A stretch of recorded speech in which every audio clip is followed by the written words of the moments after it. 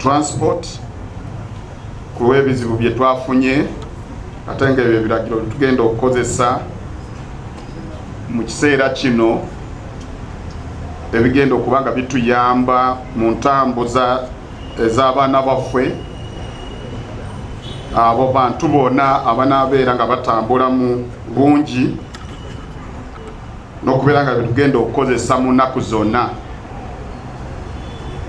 nti abo badrivers bonna abanaaba bali badriver b'ebbaasi nga bagenda okutambuza abaana oba bagenda okutambuza abantu mu ngendo zonna mu Uganda bajja kubeera nga babeera ne ebyo ekintu kyekisobola okubalaga nga badge oba uniform. Ate badriver bonna mu mateeka bajja kuba nga bafunye okuba nga bayise mu mitendera eza Ministry of Works and Transport balyoke bafune ebintu ebyo ebisobola obatambuza. Ekyokubiri, Ministry of Transport and Works ezo emmotoka zonna ebbaasi oba coaster oba kamonye ezitambuza abantu n'okusingawo nnyo nga zigenda kuba nga ziri mu mirimu ez'okutambuza abaana zijja kubeera nga ziyise mu mitendera ez'okuba nga bazicekinze ne bazipima okulaba nga zirina engeri eziba nga ziyitamu mu kutambula kwazo ku makubo aga Uganda, zibeere nga zifuna license, ate nga ekyokubiri nga ate zirina zetwandiyize mechanical condition ennungi ezikkiriza okutambula ku makubo. Abo abagenda okuba nga beetaagibwa okutambula nga tebasobola okutuuka ku ministry headquarters wano Kampala, tubakkiriza babeere nga basobola okufuna emmotoka zaabwe okuzicekinga nga bazicekinga ne Inspector of Motor Vehicles abajja kubeera nga tubatadde mu regions, nga buli region erinamu Inspector of Motor Vehicles, oba tenaba tufunye nga balina okutambula okw'amangu police air traffic neyo department ya police mu district egenda kuyita ku mmotoka ezo erabe nga ziri mu condition esobola okutambula mu nsi okutwala abantu abo, naye emmotoka eno okuba nga erina license esobola ogitambuza mu kiseera ekyo permission bagifune ku local administration.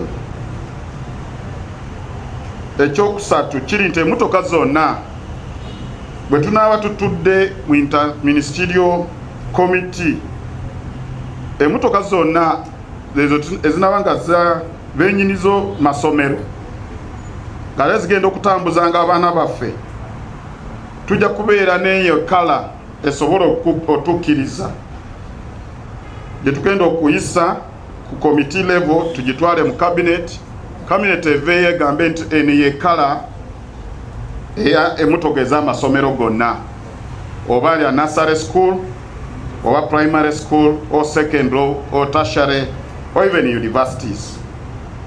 Kyekyo ekintu kyetugenda okuba nga ekiddako mu bbanga eritali lyewala. Naye twagala kweyanza ffe ffenna abali wano n'ogamba nti kitalo nnyo ku lw'abaana baffe, naffe nnyini ng'abazadde tusaaliddwa nnyo. Tusaba Mukama asobole okukwata ku abo abafiiriddwa abaana baabwe abagumye. Mwebale nnyo. Of the Ministry of Education and Sports and of course Government of the Republic of Uganda to safeguard learners during the co-curricular activities, the Ministry issued guidelines on the safe conduct of co-curricular activities, including school tours and education trips, through a circular which was sent out on the 16th May 2025. These guidelines are also referenced in the basic requirements and minimum standards for schools. The circular was addressed to all heads of education institutions, the Executive Director of Uganda Capital City Authority, local governments, accounting officers, district, city and municipal education officers, and all boards of governors and school management committees who are required to implement the guidelines. That information went that far. These guidelines provide for the school to pay particular attention, among others, to A, approve of trips or tours by governing bodies of the school and education institutions. B, all trips be evaluated for educational value and safety. C, not permitting nursery or kindergarten learners to undertake school trips or tours. And D, the mechanical condition of the vehicle is another very important item to consider. The recommended capacity of passengers as per the license. F, notifying the Uganda Police Force about the visit, record of learners, mode of travel, and the contact information for the teacher in charge and head teacher. G, movement for trips between 6 a.m. in the morning up to 6 p.m.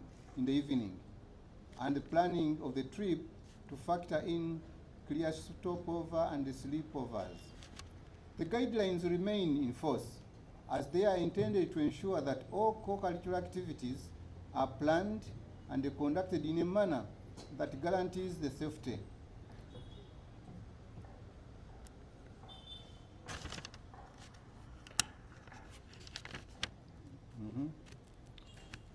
The guidelines remain in force as they are intended to ensure that all co-curricular activities are planned and conducted in a manner that guarantees the safety, security, and welfare of learners at all times. All schools are required to study and adhere to updated basic requirements and minimum standards for schools, which was in 2026. However, the Ministry of Education and Sports has convened an interministerial meeting to come up with immediate and long-term interventions to prevent reoccurrence of such incidents involving learners. The immediate intervention are as follows. 1, as earlier communicated, all study trips and tours that involve learners having to travel in group transport by land within the country or going outside Uganda are hereby suspended until further notice. 2, schools that are already in an ongoing study trip or tour are instructed to stop to the nearest police station for further guidance and assistance on how to return to their respective schools. 3, Uganda Police Force is coordinating the safe return of learners that are currently on study tour or trip. 4, within 7 days, the Ministry of Education and Sports shall constitute an interministerial task force to develop comprehensive regulations and ensure safety of learners during study tours and trips. May I call upon my